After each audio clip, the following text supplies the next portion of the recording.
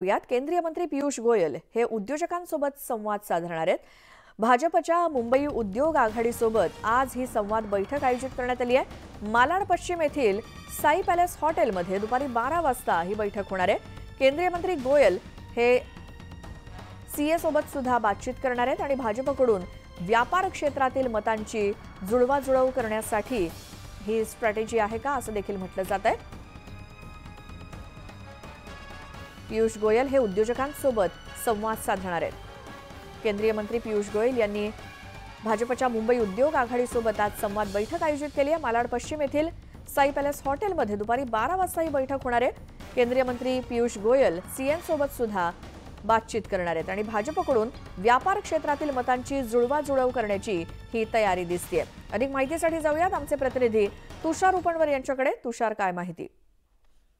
श्वेता, आपण जर पाहिलं असेल तर लोकसभा निवडणुकीच्या पार्श्वभूमीवरती ही खूप महत्त्वपूर्ण अशी बैठक आहे, कारण की मुंबईमध्ये मोठ्या प्रमाणात आपल्याला या ठिकाणी व्यापाऱ्यांची मतं असतात। प्रामुख्याने मुंबईमध्ये छोटे व्यापारी असतील किंवा मोठे व्यापारी असतील त्यांची संख्या मोठ्या प्रमाणात आहे। नेमकी ही मतं कुणाला मिळणार याकडे सर्वांचं लक्ष लागलेलं असतात।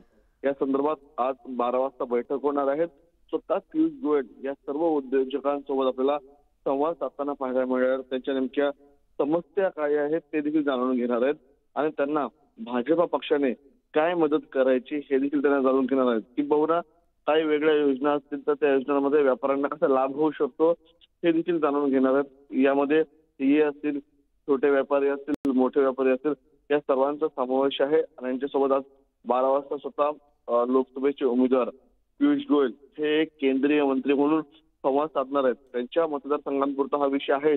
आता संपूर्ण मुंबईभरातली व्यापारी आघाडीची मतं ही भाजपला मिळण्यासाठी भाजपने आता व्यापाऱ्यांच्या मतांवर देखील आपल्याला डोळा ठेवल्याचं पाहायला मिळतंय। बरं, धन्यवाद तुषार या माहितीसाठी।